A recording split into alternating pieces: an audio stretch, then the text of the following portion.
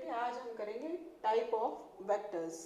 तो इसमें सबसे पहले तो तुम्हें ये पता होना चाहिए कि किसी वेक्टर को हम कैसे रिप्रेजेंट करते हैं, एरो से। इसमें जो स्टार्टिंग पॉइंट होता है इसे हम कहते हैं टेल, और जो एंड पॉइंट होता है इसे हम कहते हैं हेड। और रिप्रेजेंटेशन होती है, जैसे ए वेक्टर है तो ए और इसके ऊपर एरो का निशान लगा देंगे।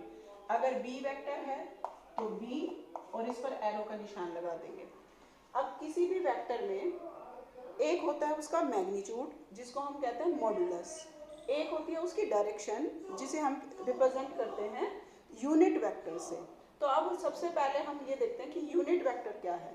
तो unit vector is a vector of unit magnitude, unit का मतलब one, single, unit magnitude and direction of the given vector, कि जो भी वेक्टर हमें दे रखा है उसी की डायरेक्शन में अगर हम यूनिट वेक्टर यूनिट मैग्नीट्यूड का मीन्स वन मैग्नीट्यूड का कोई भी वेक्टर लेते हैं उसे हम कहेंगे यूनिट वेक्टर।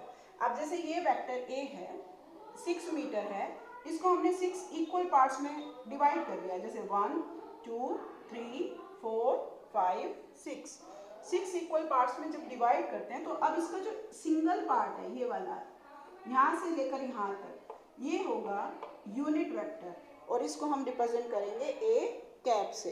इसी तरह से अगर मान लो इस डायरेक्शन में है, मान लो ये 3 मीटर है तो 3 इक्वल पार्ट्स में डिवाइड करेंगे, 1 2 3, तो इसकी जो डायरेक्शन होगी वो होगी बी कैप। इस तरह से अगर ये वेक्टर बी है, अगर ये, तो इसकी जो डायरेक्शन होगी वो क्या होगी, in the direction of given vector, और मैग्नीट्यूड क्या होगा 1। तो इसका मतलब इसको हम कैसे रिप्रेजेंट करेंगे, बी कैप से। अब इसके बाद है इक्वल वेक्टर्स।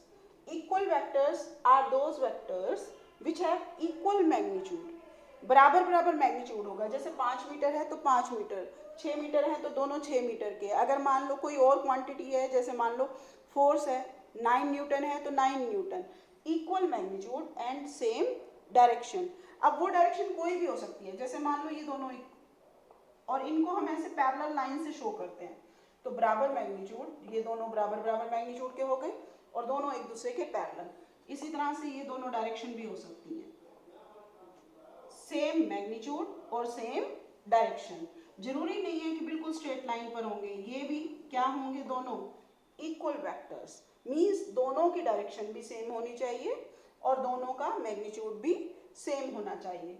और इसी तरह से इससे नेक्स्ट जो हम लेते हैं वो है कोलिनियर वेक्टर। कोलिनियर का मतलब क्या हुआ, along the same line. Collinear का क्या मतलब होता है, लीनियर का मतलब लाइन, तो अलोंग द सेम लाइन। तो इसका मतलब अगर ये दोनों ले लिए, अब मैग्नीट्यूड बराबर हो या ना हो वो मैटर नहीं करता, लेकिन दोनों की जो लाइन होनी चाहिए वो क्या होनी चाहिए, सेम, मतलब एक ही एक्सिस पर होनी चाहिए। जैसे मान लो ये वेक्टर है और इसका अपोजिट वेक्टर है, ये भी कोलिनियर माने जाएंगे, एक ही लाइन के अलोंग है दोनों। इसी तरह से अगर मान लो ये वेक्टर ले लिया और ये वेक्टर ले लिया, ये दोनों क्या है, along the same line, parallel है, जबकि दोनों का मैग्नीट्यूड अलग अलग है, तो ये इक्वल वेक्टर्स नहीं है लेकिन कोलिनियर वेक्टर्स हैं, सेम पैरेलल लाइन के अलोंग है, तो ऐसे वेक्टर्स को हम क्या कहते हैं, कोलिनियर वेक्टर्स। इसी तरह से एक आता है कोइनिशियल वेक्टर।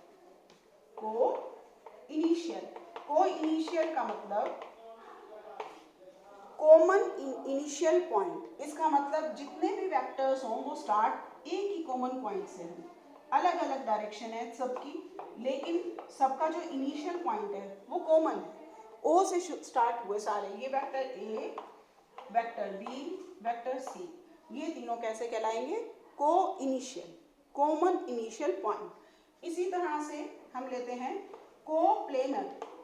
कोप्लेनर का मतलब सेम प्लेन में, कोप्लेनर का मतलब सेम प्लेन में, जैसे एक्स वाई प्लेन में, ये भी एक्स वाई प्लेन में, ये भी एक्स वाई प्लेन में, तो ये सारे कैसे हो गए, कोप्लेनर वेक्टर।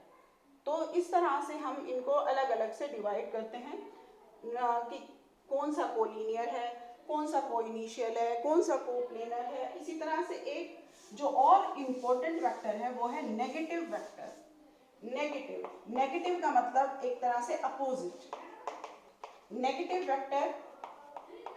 अब नेगेटिव वेक्टर किसी गिवन वेक्टर का होगा हमेशा। जैसे मान लो आपको ये वेक्टर दे दिया ए, तो इसका जो नेगेटिव वेक्टर होगा वो क्या होगा,